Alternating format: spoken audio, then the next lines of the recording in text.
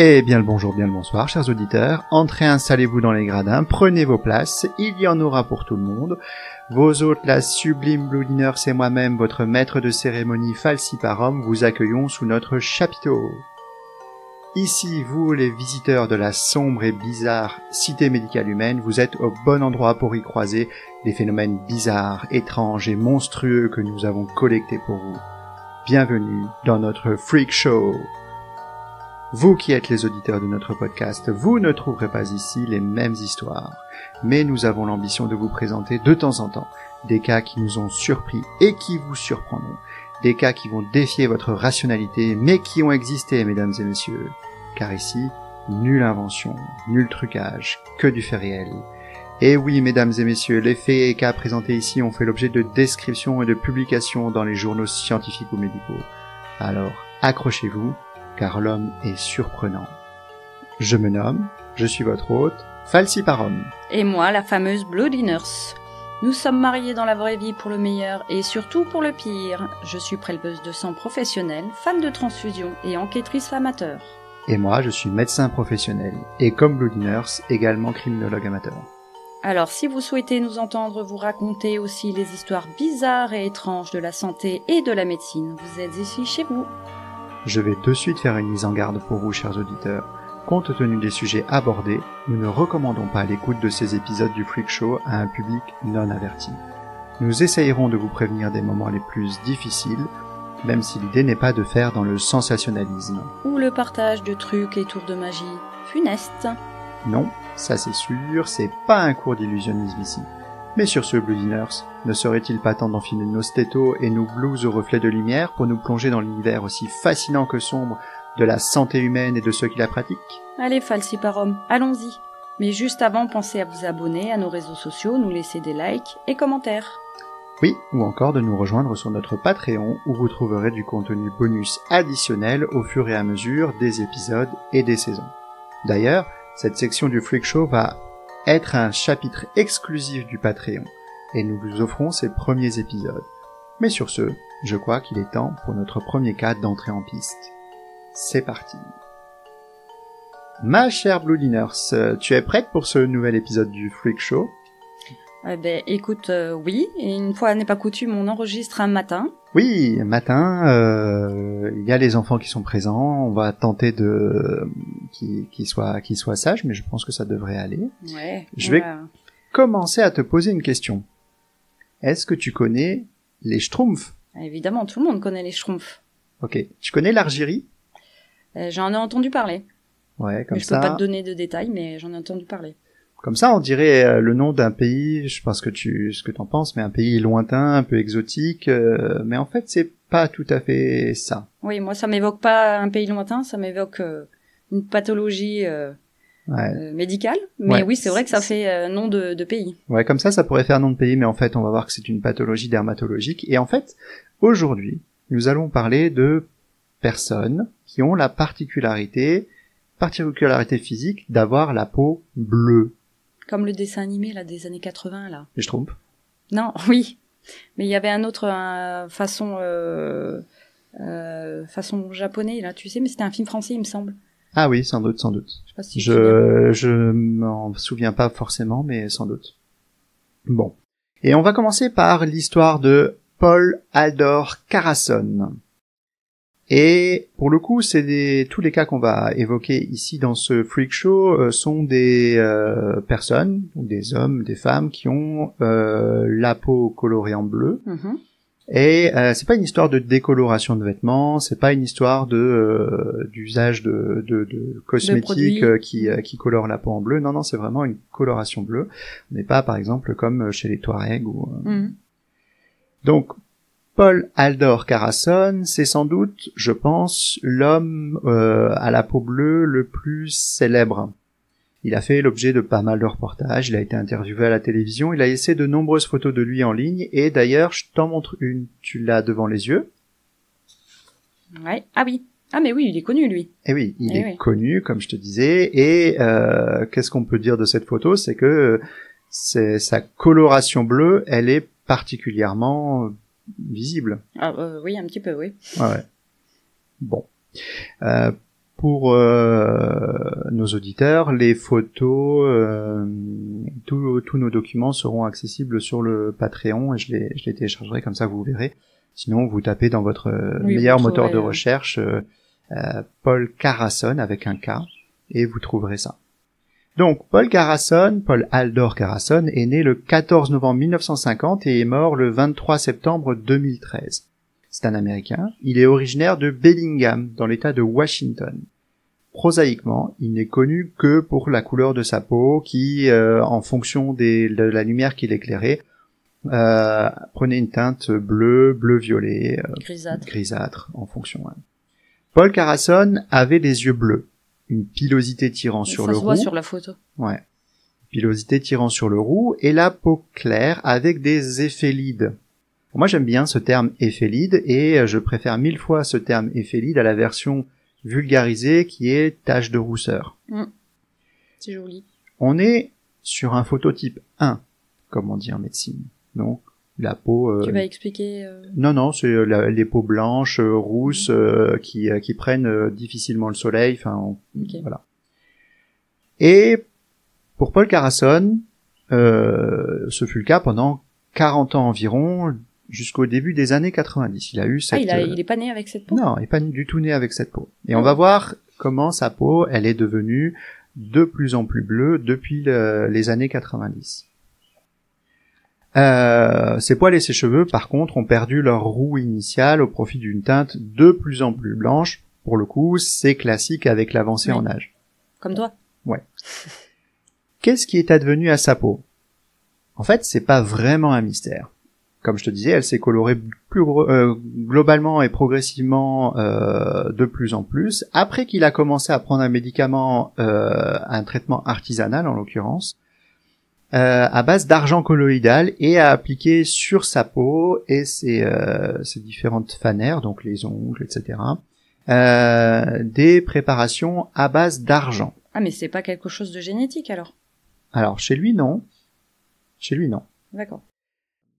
Le principe et le but de ce traitement, c'était de soigner des problèmes qu'il avait de santé, en l'occurrence de sinus, de dermatite, de reflux acide et d'autres affections. C'est des problèmes qu'il traînait depuis ses jeunes années et qui l'agaçaient, d'autant qu'il ne trouvait pas de réponse conventionnelle. Alors, par réponse conventionnelle, on est aux États-Unis, aussi des réponses accessibles financièrement. Oui, d'accord. Parce que parfois, c'est trop cher. Ça entre en ligne de compte. En 2008, Paul Carasson commence à acquérir une certaine notoriété, notamment parce qu'il est interviewé dans une émission de NBC News, aux États-Unis donc, dans l'émission Today. Et là, le monde découvre cette peau bleue. D'ailleurs, la photo que je t'ai montrée en illustration vient de cette émission. Ouais, vient de cette émission. Il affirme à ce moment-là être bien portant et que le traitement pris par l'argent colloïdal avait guéri son reflux acide, son arthrite et ses différents problèmes fonctionnels qu'il connaissait. Mais il reconnaissait aussi qu'il était la cause de sa maladie, de son argyrie. On va revenir un peu plus tard sur ce terme. En fait, en 2008, ça faisait déjà 18 ans qu'il accumulait consciencieusement l'argent métallique au cœur de ses cellules et qu'il souhaitait continuer ainsi toute sa vie. Donc ça apporte pas forcément d'effets secondaires. On va le voir après parce qu'on va étudier de façon un peu plus scientifique la situation. Mais en tout cas, chez lui, a priori, ça ne posait pas de souci. Cette exposition médiatique, malheureusement, n'a pas empêché les lazis et les colibés que Paul Carasson a subis, et notamment de la part de ses voisins, ses concitoyens, voilà. C'est le très classique racisme basé sur la carnation, sans doute le plus courant, oui, effectivement. Même si globalement le racisme anti-personne à la peau bleue est forcément statistiquement plus faible, plus rare, mais clairement on est sur ça. À l'été 2007, il déménage de l'Oregon où il habitait vers la communauté de Madera dans une vallée reculée de Californie. Il cherchait une plus grande acceptation sociale et il s'est décrit lui-même comme étant un peu reclus, quasi ermite. On dirait pas, en plus il a l'air d'un... Quand tu regardes, on dirait un papy tu sais, un nounours super sympa, très ouvert avec la communauté, tu sais, qui je sais pas, il a l'image du type ouvert envers les autres, mais bon, si clairement, les autres ne l'acceptent pas. C'est du racisme sur sur son apparence physique et pas sur pas sur ce qu'il est capable de faire. Malheureusement, c'est le principe du racisme, c'est que tu vas pas au-delà de l'apparence. D'ailleurs, ce que c'est tristoun, quoi. On a envie d'être sa petite fille ou son petit-fils, quoi. C'est d'ailleurs ce qui explique son surnom dans les médias, Papa Schtroumpf. Ah oui, d'accord, ok. Voilà. En 2012, il va commencer à avoir de graves problèmes de santé. Il va connaître une fin de vie assez tragique. Il perd son domicile du fait des frais médicaux engagés dans ses traitements. Ça, c'est malheureusement hyper commun aux États-Unis. Traitement en lien avec avec des problèmes cardiovasculaires et un cancer de la prostate. C'est là que tu te dis que t'as pas envie qu'on perde notre statut en France de protection sociale. Ouais. En 2013, il va mourir suite à une crise cardiaque qui va ne pas l'emporter immédiatement, mais qui va l'aliter et provoquer une pneumopathie, et ensuite il va compléter tout ça par un AVC grave. Bon, il faut savoir qu'il était gros fumeur, qu'il avait subi un triple pontage en 2008. Voilà, il meurt. Sa nouvelle vie dans la communauté de Madeira, c'était mieux ou non? Non, parce qu'il vivait très reclus, et voilà, il faut savoir qu'il meurt seul. Il avait été séparé de son épouse, voilà. Super positif tout ça. C'est ça. Carasson a quand même continué à utiliser cet argent colloïdal jusqu'à son décès, et donc nous a laissé ces photos qui illustrent relativement bien cette pathologie. Mais comme tu le sais, le Freak Show a surtout pour ambition de nous présenter des cas inhabituels et inattendus, et généralement on se base sur des articles scientifiques. Et il se trouve que j'ai pas trouvé d'articles scientifiques sur Paul Carasson. On en trouve pas mal d'interviews tout venant, journalistiques, etc. Mais voilà. Par contre, dans la littérature scientifique biomédicale, on a quelques cas rapportés de cette pathologie pourtant rarissime. Je vais t'en parler d'un premier cas qui est publié dans Indian Journal of Dermatology sous la référence Argyria after silver nitrate intake, publié en 2015. C'est récent, quoi. Ouais, relativement récent, ouais. Et là, comme pour Paul Carasson, je vais t'emmener dans un monde qui est fasciné par les remèdes naturels et les compléments alimentaires, et par les erreurs commises par automédication. On parle d'un homme de 62 ans. Le patient, il se présente à son médecin pour le bilan d'une modification de sa couleur corporelle, et en particulier d'une pigmentation bleue tirant sur le gris qui est uniforme au niveau de son visage, du tronc, des membres supérieurs, et qui est renforcée sur les zones exposées au soleil. Là aussi, je t'ai mis des photos.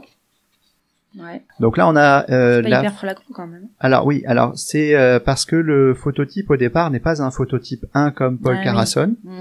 On est sur quelqu'un qui est asiatique de base, donc avec une coloration cutanée un peu moins claire. Par contre, on revoit relativement bien sur ses ongles la coloration, on voit aussi sur ses conjonctives, et la peau du visage est globalement, on dirait un peu plus terne, un peu plus grise comme ça. Voilà. Et on voit bien que sur les mains, la coloration elle est plus accentuée que sur le torse ou sur le ventre par exemple. Donc le patient lui présente une dermatose disséminée asymptomatique, donc sans symptômes. Ça fait depuis 5 ans. De suite, les médecins décrivent dans l'article qu'ils pensent à un diagnostic clinique d'argyrie. Donc là, c'est un diagnostic qui est posé sur, diagnostic pas affirmé, mais posé sur les arguments cliniques. Et il va falloir le confirmer. L'article est surtout sur la discussion et la confirmation de ce cas clinique-là. Il réalise des prélèvements, les passe au microscope au pluriel, optique et électronique, et c'est ces derniers qui vont confirmer le diagnostic. C'est une confirmation histologique et anatomopathologique. Il note par ailleurs qu'aucune atteinte systémique, donc du système au général, donc les organes, ou fonctionnel organique n'a été constaté. Donc ça rejoint la question que tu posais tout à l'heure, à savoir si c'est si ça engendre des problématiques au niveau des organes. Paul Carasone n'est pas mort de ça, pourtant il avait une exposition importante. Et lui, ça fait 5 ans, et il n'a pas non plus d'atteinte systémique ou fonctionnelle.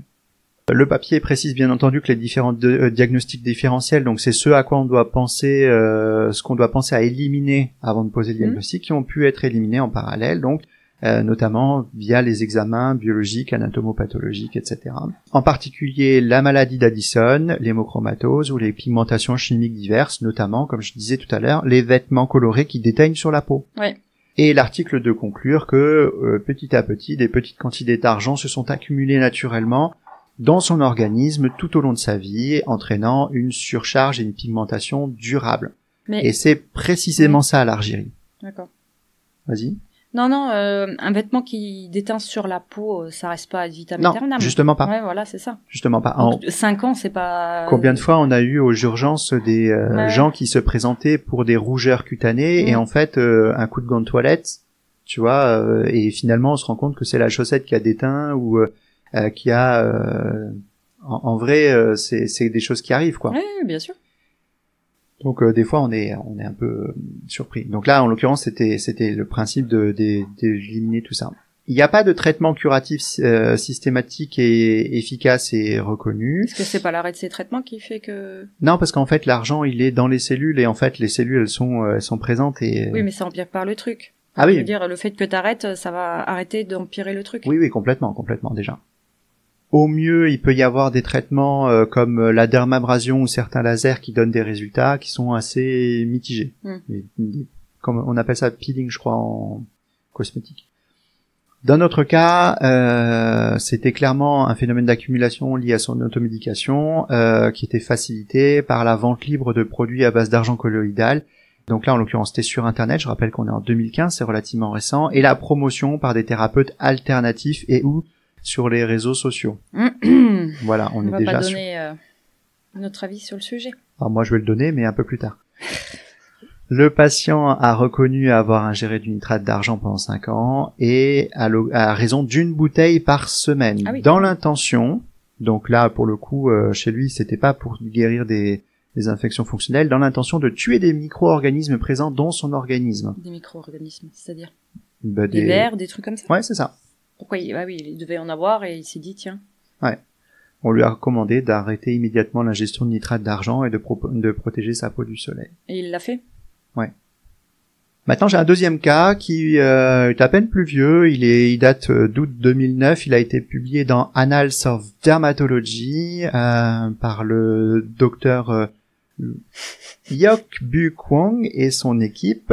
C'est plus simple. C'est des membres de Korean Dermatological Association and the Korean Society of Investigate Dermatology. Donc c'est des noms coréens. Je suis désolé pour les personnes pour la prononciation de mes noms coréens.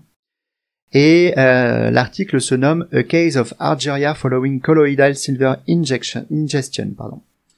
Là, le patient, il est âgé de 73 ans, c'est aussi un homme, et il développe aussi des lésions, des modifications tégumentaires. Il présente en l'occurrence une décoloration, également gris ardoise des visages des mains, et qui tend sur le bleu à certaines expositions lumineuses.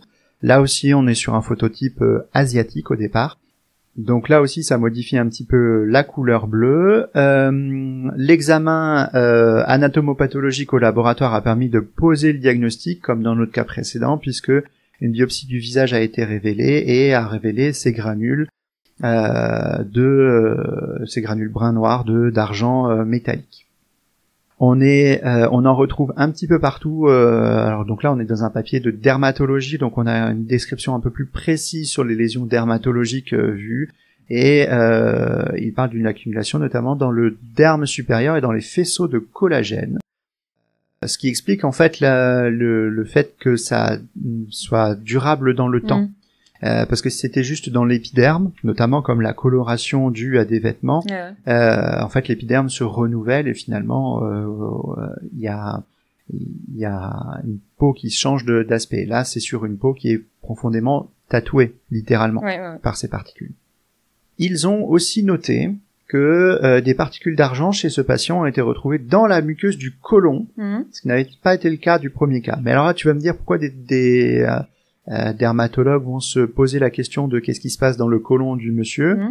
Il faut savoir que la coloscopie, elle avait été faite pour un autre bilan et qu'ils ont, à l'occasion de la consultation en dermatologie, demandé à l'anatomopathologiste de relire les lames de la coloscopie qui avait été faite quelque temps avant et de pouvoir regarder un petit peu. Donc, ce qui explique pourquoi on fait clairement pas une coloscopie pour des cas d'argyrie à tout le monde.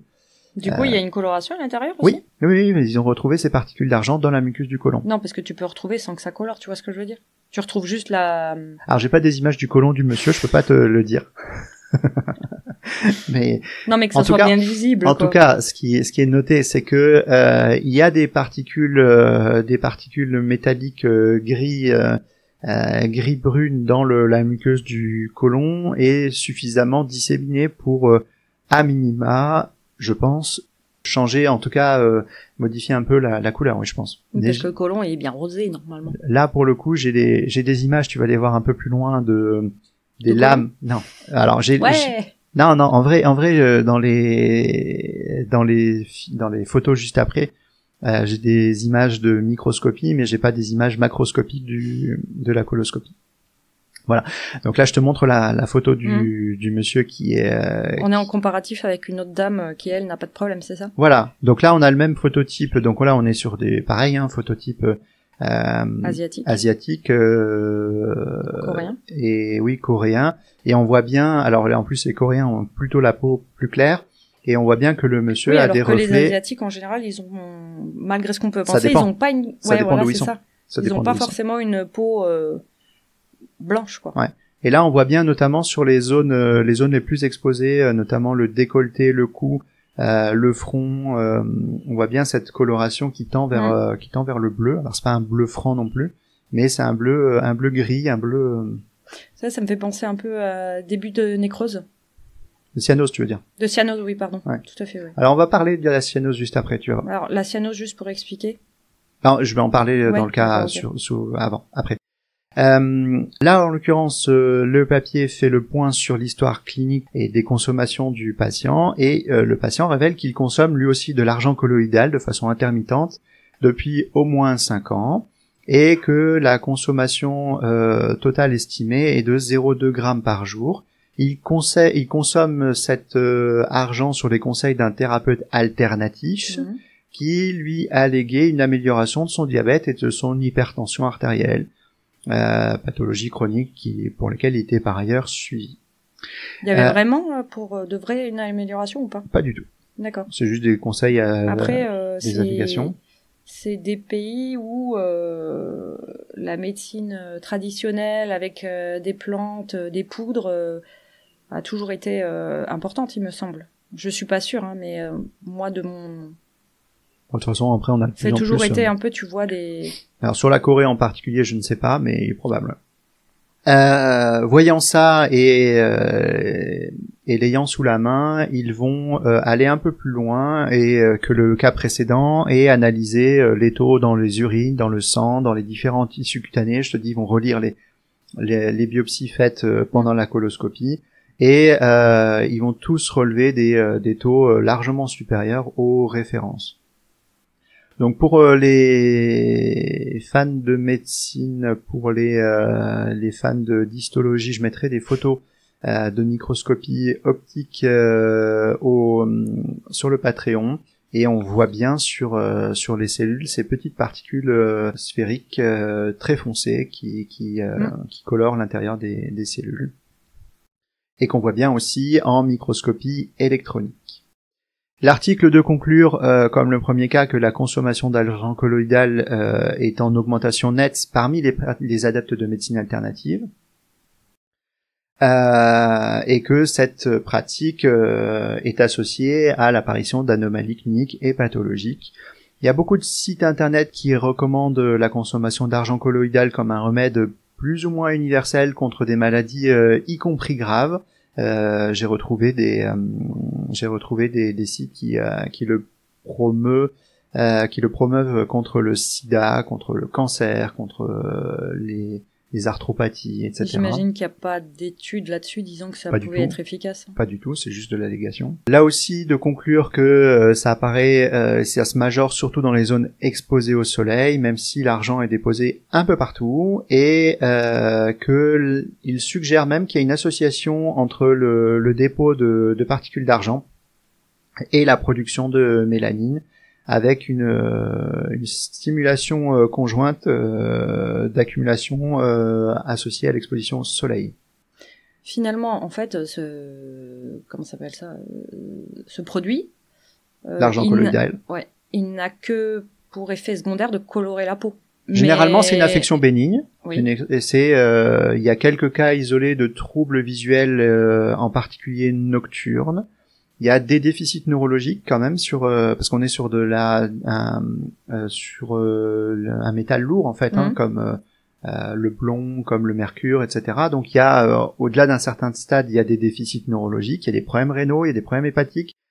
Il faut savoir que ça peut arriver, mais qu'on est sur des niveaux d'exposition plus importants. Le niveau d'exposition qu'on retrouve dans les milieux professionnels notamment. Il y a vraiment une argérie professionnelle qui existe par exemple chez les mineurs ou chez les travailleurs d'argent, et c'est là où on trouvera ces choses-là. Donc sur des petites doses, effectivement, c'est entre guillemets que une coloration de la peau, mais on peut vraiment avoir des gros soucis de santé. Pour les gens qui refuseraient d'arrêter éventuellement. Voilà.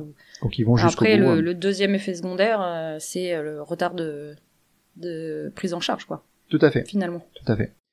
Il y a 10% de l'argent, jusqu'à 10% de l'argent ingéré qui est absorbé par l'intestin grêle, et l'article fait le point sur le fait que quand on a une altération de la muqueuse, comme c'était le cas chez notre patient avec son problème colique, il avait une augmentation de l'absorption parce que sa muqueuse était altérée. Et du coup, ça l'empêchait de manger ou quelque chose, ou c'est juste Non, c'est juste que en fait, il en prenait pas beaucoup, mais que ce pas beaucoup multiplié par additionné au côté sa muqueuse colique était altérée, a fait que il avait la possibilité d'accumuler un petit peu plus que les autres. D'accord. Donc bien entendu, ils ont fait le diagnostic différentiel avec d'autres expositions à des métaux lourds. Donc je te parlais du mercure, mais il y a aussi le bismuth, l'arsenic, l'or, le plomb, etc. Mais après, ça fait pas des colorations comme ça, les autres. Pas forcément. Pas forcément. Et en plus, généralement, il y a d'autres signes d'intoxication qui viennent un peu plus rapidement. Ouais. Et bien entendu, ils font aussi les diagnostics différentiels avec certaines maladies ou prises de traitement. Là aussi, ils ont éliminé la maladie d'Addison, la chlorpromazine, la myodarone, les antipaludéens. Ils ont essayé chez lui des crèmes dépigmentantes et des chélateurs de l'argent. Alors les chélateurs, c'est un produit qui est donné pour lutter contre une intoxication à un métal. Donc quand on donne un chélateur du plomb à quelqu'un qui a une intoxication en plomb, c'est quelque chose qui va fixer le plomb pour éviter qu'il s'accumule dans l'organisme. Là pareil, ça n'a pas fonctionné, et là aussi ils lui ont conseillé d'arrêter l'intoxication et d'éviter de s'exposer. Maintenant, donc ça c'était pour notre deuxième cas. Si vous êtes encore curieux de cette pathologie et si vous voulez voir des photos d'illustrations parlantes, je vous invite à taper le nom, je vais pas en parler ici, de Rosemary Jacobs. Je le prononce à l'anglaise parce qu'elle était anglophone ou anglaise, je sais pas, mais anglophone c'est sûr, qui était aussi atteinte d'argyrie et qui a mené un combat d'information contre les compléments alimentaires et les automédications à base d'argent colloïdal. Pourquoi ? Parce que dans sa jeunesse, elle a été exposée pendant des années à des traitements à base d'argent sous forme d'inhalation nasale. Et elle a publié un livre en 2016, alors qu'elle était à l'époque âgée de 71 ans, pour retracer son histoire. Et le titre, c'est Argyria, The Life and Adventures of a Silver Woman on Planet Earth. Donc Argyrie, la vie et les aventures d'une femme argentée sur la planète Terre. Les photos sont assez parlantes, elles aussi. Elles valent, je pense, les photos de Paul Carasson. Bon, Maintenant que nous avons fait un petit tour en Algérie, je vais vous proposer de changer d'air et on va aller aux États-Unis, on va aller au Kentucky. Okay. Et là, on va parler d'une étrange famille, la Fugace Family du Kentucky. Et donc, si j'en ai pas entendu parler déjà. On va aller au cœur des Appalaches, la montagne qui est à l'est des États-Unis. C'est aux confins du Kentucky, là où une famille entière semblait tout droit sortie d'un conte. D'un petit village. Ouais. Il s'agit d'une famille qui s'appelait les Fugate, pardon, pas les Fugaces, les Fugate, et ils sont connus dans la presse sous le nom des Fugate bleus, des Blue Fugate, de Troublesome Creek. C'est le nom de la ville où ils habitaient. J'ai trouvé de multiples sources, récits journalistiques de cette histoire, qui est une vieille histoire et qui a duré longtemps. Et comme on est dans le Freak Show, on va en rester sur les publications scientifiques. Et celle-là a fait l'objet d'une publication dans le JAMA Dermatology en 2017, sous le titre de The Fugates of Troublesome Creek, sous la plume de Grégory S. Philippe et son équipe. Donc c'était dans le JAMA Dermatology. Là aussi, je vous mets les références en commentaire. En 2012, naît un enfant qui s'appelle Benjamin Stacy. À sa naissance, ses médecins craignent pour sa vie. Et pour cause, il est tout bleu. Et ça, à la naissance, c'est vraiment pas bon signe. Pire, il reste tout bleu après les mesures de réanimation et d'oxygénation. Façon cyanose. Façon cyanose. D'accord, ok. Je vois où est-ce que Alors, la cyanose, pour nos auditeurs qui nous écoutent, c'est quand le sang est mal oxygéné. Et quand le sang est mal oxygéné, il y a des risques vitaux au-delà d'un certain stade, puisque l'oxygène, c'est ce qui nous sert à nous maintenir en vie. Pourtant, l'enfant semble bien aller. Il crie, il bouge, il pleure, mais il est tout bleu. Il est alors transféré vers l'hôpital pédiatrique de référence de ce coin-là. Je te rappelle que c'est un coin isolé. Ouais. Un des médecins qui l'accueille... C'était en quelle année 2012. Un des médecins qui l'accueille dira décrivant sa peau qu'il avait la peau aussi bleue que le lac Louise. Donc je suppose que c'est un lac du coin là-bas. Imagine un lac bien bleu. Et donc il est non, c'était en 75 pardon parce que je me disais oui non c'est ça. C'est en 75. Et au début, tu parlais que c'était une vieille histoire et tout. Oui, mais en fait, c'est un cas qui a été traité en 2012. Ça a été repris en 2012 et analysé et publié en 2017, pardon. Mais l'enfant est né en 75. D'accord. Et donc ça se passe au centre médical de l'université de Kentucky. Donc les médecins le reçoivent, comprennent pas exactement ce qui se passe, se disent cet enfant est cyanosé, il va lui falloir une transfusion. Et là, la grand-mère du bébé suggère au médecin de regarder ce qui se passe du côté des Fugates bleus de Troublesome Creek. Et en fait, elle lui montre des photos et elle lui parle notamment Luna Fugate, qui était décrite comme étant bleue de la tête aux pieds et comme étant la femme la plus bleue qu'on ait jamais vue. Mais du coup, cet enfant Benjamin là, il est de la même famille que les Fugate bleus. Ouais. Parce qu'elle parle de... En fait, elle aurait dû dire, oui, regardez, ma famille, on est les Fugate bleus. Je pense qu'elle a joué un peu avec les médecins, en fait. En disant, mais vous nous connaissez pas, on est connus dans la presse, ça fait des années qu'on parle de nous, et regardez, il y a même la grand-mère qui a été connue comme étant la femme la plus bleue qu'on ait jamais vue, quoi. Mais la grand-mère était pas trop bleue, quoi, apparemment. Je sais pas. Je sais pas.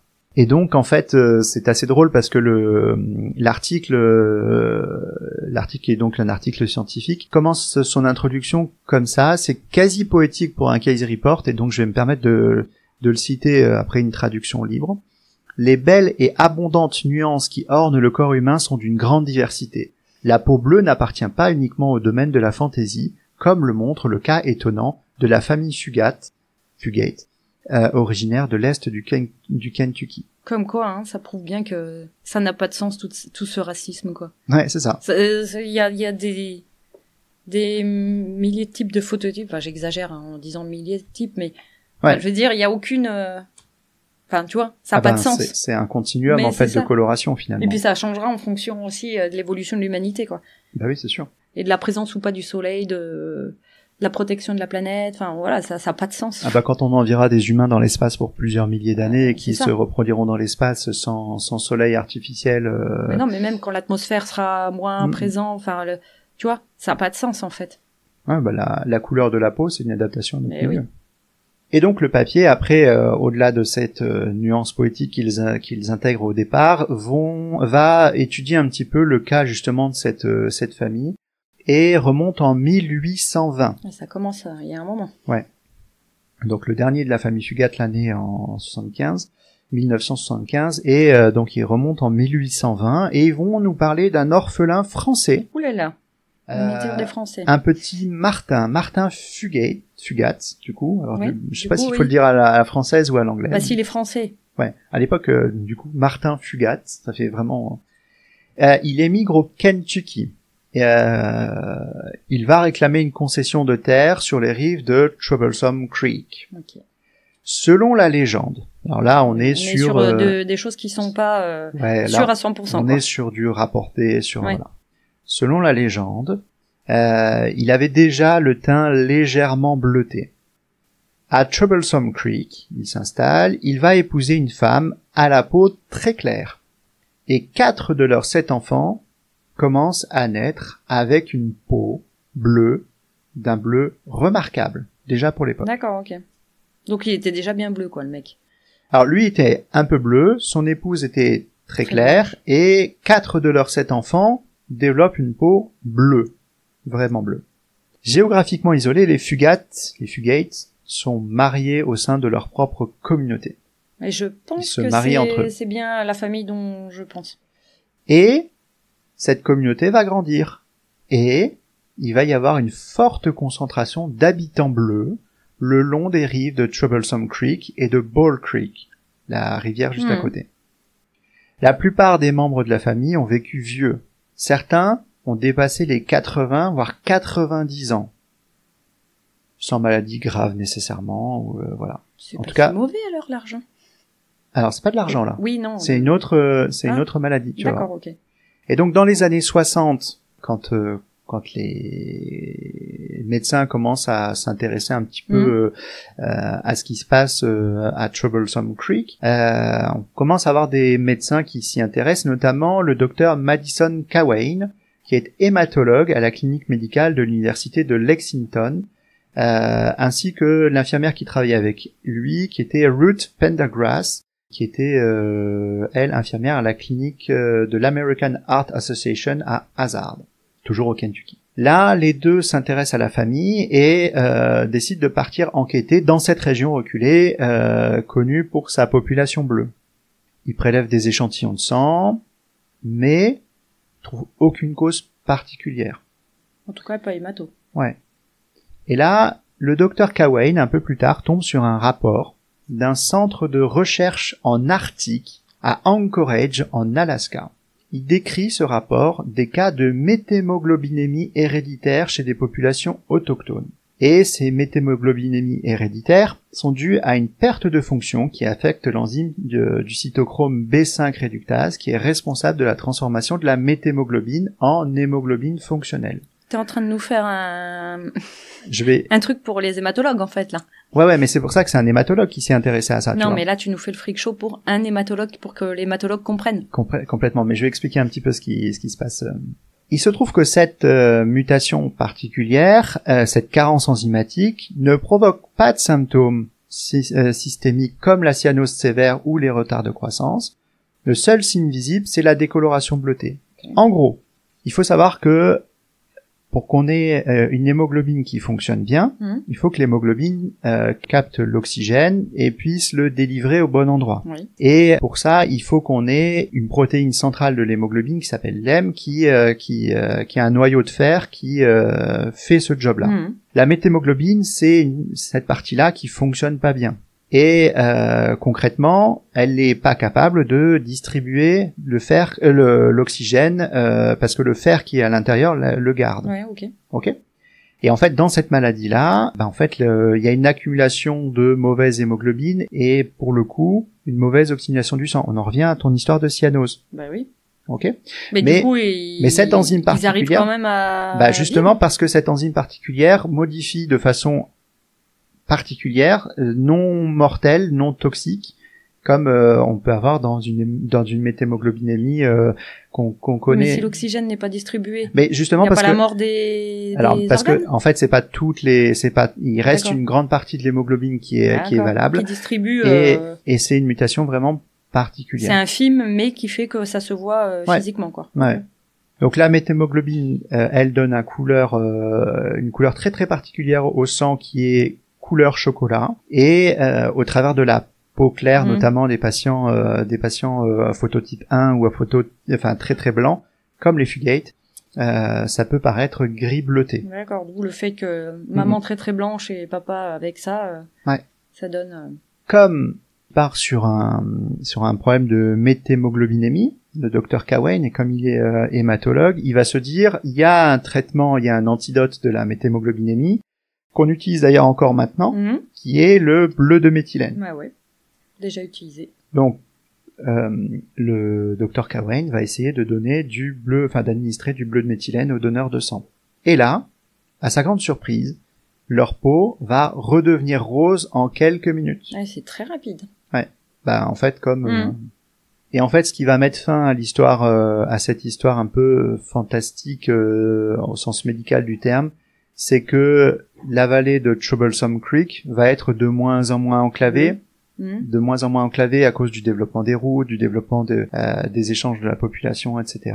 Et au final, il va y avoir de plus en plus de mélanges de populations, de personnes étrangères, extérieures qui vont venir se mêler leur patrimoine génétique à la famille fugate. Et ça va réduire progressivement la fréquence de cette mutation. Et parce qu'il faut savoir que c'est porté par ce qu'on appelle un allèle récessif, donc il faut que les deux parents soient porteurs pour que ça soit exprimé chez l'enfant. Et donc en fait, quand tu commences à mixer un petit peu avec d'autres patrimoines génétiques, finalement ça va se disparaître. Se dissout. C'est pour ça que le dernier descendant reconnu bleu de la famille, il est né en 75. Et que la grand-mère était pas forcément bleue du coup. Ouais, c'est ça. Et il faut savoir que ce petit enfant, qui était lui que hétérozygote, donc il avait qu'un seul des deux allèles, il n'était pas complètement cyanosé tout le temps, il avait juste les lèvres et les extrémités lorsqu'il était exposé au froid. Voilà. Et donc c'est comment ça s'appelle? Maladie de Raynaud. Ouais, voilà, façon maladie de Raynaud. Merci. Ouais. Donc c'est comme ça que se finit cet article et cette histoire, en disant que probablement il n'y aura plus de forme de méthémoglobinémie héréditaire et de gens bleus du Kentucky autrement que dans les récits anciens et les légendes de la médecine du début du siècle dernier au sein des Appalaches. Mais comme tu disais tout à l'heure, ça rappelle que la couleur de peau, c'est jamais qu'un spectre assez vaste, et que voilà. Je suis toujours hallucinée de voir, avec toutes les données scientifiques, et on sait comment ça fonctionne, de voir que les gens restent fixés sur t'es noir, t'es d'un autre phototype. Alors on est sur du phototype, quand on n'est pas du tout sur une question de c'est des personnes supérieures, inférieures, ça n'a pas de sens, ça n'a plus de sens aujourd'hui, quoi. Bon, bref. Mais c'est voilà ce que je pouvais dire c'est mon histoire préférée. De ces hommes bleus qui défient un peu notre sens commun et qui élargissent un peu le spectre et des couleurs de la peau des hommes. J'en profite pour alors c'est vraiment le hasard le plus pur de l'actualité. Alors peut-être que si vous nous écoutez en 2147 sur les archives de l'internet mondial pour savoir ce qui se passait en 2025. Bonjour à mes arrière petits-enfants. Petits fillots. Il se trouve que dans l'actualité du jour, à Landerneau aujourd'hui, donc on salue nos auditeurs bretons, à Landerneau dans le Finistère en Bretagne aujourd'hui, il y a une tentative de record du monde du plus grand rassemblement de gens déguisés en schtroumpf, et que là pour le coup ça sera que des gens qui sont déguisés, colorés volontairement, sans pathologie dermato, mais voilà, je salue les Bretons et cette tentative de record du monde insolite. Ouais, c'est rigolo. qui va se jouer aujourd'hui. On peut aussi rappeler qu'il est important de pas se faire de l'automédication, que c'est important, que les médecines alternatives, ça peut être bien, certes, mais il faut se méfier de ce que vous voyez sur les réseaux sociaux, de ceux qui vous vendent du traitement du cancer ou de pathologies hyper graves. Médecine complémentaire, jamais alternative. Complémentaire, oui, pardon, excuse-moi. Parce que alternative, ça veut dire qu'on peut le faire à la place d'eux, ce qui signifierait qu'elle est au moins aussi équivalente que la médecine conventionnelle. Or, sans preuve d'efficacité, et le problème de ces médecines-là, c'est qu'ils n'apportent pas la preuve de leur efficacité ou ils ne cherchent pas à le faire, ou voilà. Il y a beaucoup d'allégations, et donc en fait le problème, déjà le terme alternatif est un problème. Complémentaire, je le dis pas. Complémentaire, ça veut dire à côté d'eux et accompagné avec un regard de la médecine conventionnelle qui est pour l'instant la seule qui se soumet à une exigence scientifique de preuves et de voilà. Donc faut se méfier de tout ce qui est présenté comme des retards comme de prise en charge, des retards de diagnostic à cause de ça. Donc surtout méfiez-vous, renseignez-vous, puis surtout si vous voulez faire ça, faites-le, mais ne squeezez pas la médecine traditionnelle, surtout. C'est pas interdit de prendre des plantes, des choses comme ça, mais il faut quand même se méfier de ce qu'on prend tout autant que ce que vous propose la médecine traditionnelle. Hein. C'est bien aussi de se renseigner, d'avoir plusieurs avis, mais c'est bien aussi de le faire le complément, c'est bien de le faire en complément de la médecine traditionnelle. Tout à fait. Voilà, moi je vous remercie d'avoir écouté. N'oubliez pas de liker, de vous abonner, de nous mettre des étoiles partager. Aussi. Et dans le prochain Freak Show, que je vous ai déjà préparé, nous allons parler des hommes qui pissent violet. Bleu, violet, tu nous fais toutes les couleurs de l'arc-en-ciel. C'est ça, là je suis sur une thématique couleur, mais là aussi c'est pareil. On peut pisser rouge, on peut pisser jaune, on peut pisser transparent. Et moi j'ai déjà pissé. Violet, c'est un peu compliqué. C'était un peu spécial. Tu sais, avec le traitement que j'avais pris là, c'était quoi? C'était orange. Oui, c'était orange, je crois que j'avais fait. Ouais. Bon, orange, ça reste classique. Violet, c'est un peu différent. Voilà, en attendant la suite et en sortant de ce chapiteau, méfiez-vous des ruelles sombres de la ville. À bientôt. À bientôt.